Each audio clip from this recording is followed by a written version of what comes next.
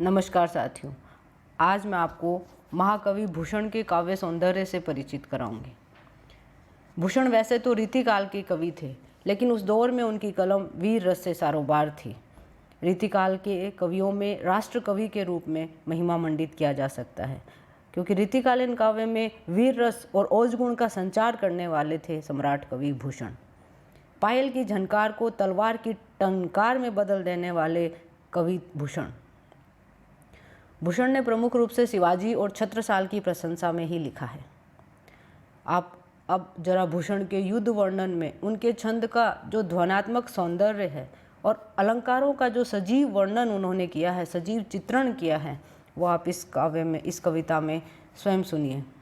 तो मैं कविता शुरू करती हूँ। साजी चतुरंग वीर रंग में तुरंग चढ़ी, सरजा शिवाजी जंग जीतन चलत है। भूषण भनत नाद विहद नगारन के, नदी नद मद गबरन के रलत है। साजी चतुरंग वीर रंग में तुरंग चढ़ी, सरजा शिवाजी जंग जीतन चलत है। भूषण भनत नाद विहद नगारन के, नदी नद मद गबरन के रलत है। इसका भावार्थ ये है कि घोड़े पर सवार होकर छत्रपति शिवाजी वीरता और कौशल से परिपूर्ण अपनी चतुरंगिनी सेना की अगुवाई करते हुए जंग जीतने के लिए निकल पड़ते हैं। नगाड़ों की आवाज़ और मत वाले हाथियों के मद से सभी नदी नाले भर गए हैं। ऐल फैल खैल भैल खलक में गैल गैल, गजन की ठैल पैल सैल उसलत है। तारा सो तरनी धुरी धारा में लगत जिमी, तारा सो तरनी धुरी धारा में लगत जिमी। थारा पर पारा पारा वार यूं हलत है। भीड़ के कोलाहल चीख पुकार के फैलने से रास्तों में खलबली मच गई है। मदमस्त हाथियों की चाल ऐसी है कि धक्का लगने से आसपास के पहाड़ हैं वो भी पत्थरों की भांति उखड़कर गिर जा रहे हैं। विशाल सेना के चलने से धूल उड़ रही है और उस उड़ती हुई धूल के कारण सूरज भी एक टिमटिमाते हुए तारे सा धुंधला धुंधला दिख रहा है। विशाल चतुरंगिनी सेना के चलने से संसार ऐसे हिल रहा है जैसे थाल में रखा हुआ पारा हिलता है।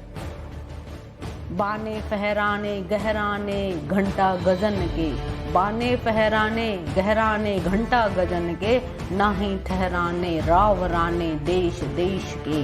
नग फहराने नग बहराने ग्राम नगर पराने, सुनी बाजत निशाने शिवराज जो नरेश के। शिवाजी की सेना के झंडों के फहराने से और हाथियों के गले में बंधे हुए घंटों की टनटनाने से, उनकी आवाज़ों से पूरे प्रदेश देश के राजा महाराजा पल भर भी नहीं ठहर सके। नगाड़ों की आवाज़ इतनी गंभीर है, इतनी कि पहाड़ तक हिल जाए। गांव और नगर के लोग इधर उधर भागने लगे। हाथिन के होदा उकसाने कुंभ कुंजर के, भोन को भजाने अली छूटे लटकेश के। दल के दरारे हुते कमठ करारे फूटे, केरा के से पात बिगराने फनसेश के।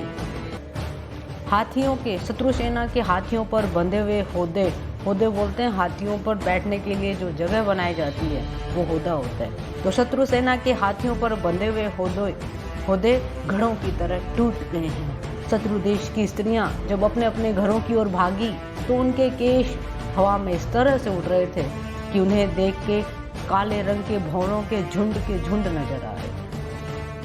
शिवाजी की सेना के चलने की धमक से, इतनी गंभीर आवाज से कछुए की मजबूत पीठ तक टूटने लगी और शेषनाग का फन मानो केले के पत्तों की तरह फैलने लग गया। अब सबसे सुंदर अलंकार देखिए कितने उन्होंने प्रयोग किए हैं। इंद्र जिमी जम्ब पर, वाडवसु अम्ब पर, रावण से दम्ब पर रघुकुल राज है। पवन बारी बाह पर, शंभु रति नाह पर, जो सहस्त्र बाहु पर राम द्विज राज हैं। दावा द्रुम दंड पर, चिता मृग झुंड पर, भूषण वितुंड पर, जैसे मृग राज हैं। तेज तम अंश पर, कान्हा जिमी कंश पर, त्यों मलेच्छ वंश पर, शेर शिव राज हैं। इंद्र जिमी जम्ब पर, बाडव सुहम्ब पर, रावण से दम्ब पर, रघुकुल राज हैं। पौन बारी वाह पर, शंभुरति नाह पर, जो सहस्त्र बाह पर, राम द्विज राज हैं। दावा द्रुम दंड पर, चिता मृग झुंड पर, भूषण वितुंड पर, जैसे मृग राज हैं। तेज तम वंश पर, कान्हा जिमी कंश पर, त्यो मलेच्छ वंश पर, शेर सिंह राज हैं। जिस प्रकार जंभासुर पर इंद्र, समुद्र पर बड़वानल, बड़वानल पानी में लगने वाली आग को कहा जाता है, तो समुद्र पर बड़वानल, रावण के दंभ पर रघुकुल राज, बादलों पर पवन, रति के पति पर, रतिपति कामदेव, तो कामदेव पर शंभु अर्थात भगवान शिव, सहस्त्र बाहु पर परशुराम, पेड़ों के तनों पर दावानल, जंगल की आग दावानल कहलाती है। हिरणों के झुंड पर चिता, हिरणों के झुंड पर चिता, हाथी पर शेर, अंधेरे पर प्रकाश की एक किरण, कंस पर कृष्ण भारी हैं। उसी प्रकार मलेच्छ वंश पर शिवाजी शेर के समान हैं। इस अद्भुत कवि के सौंदर्य से, काव्य सौंदर्य से हम परिचित हुए। तो ये था भूषण का अद्भुत काव्य सौंदर्य। धन्यवाद।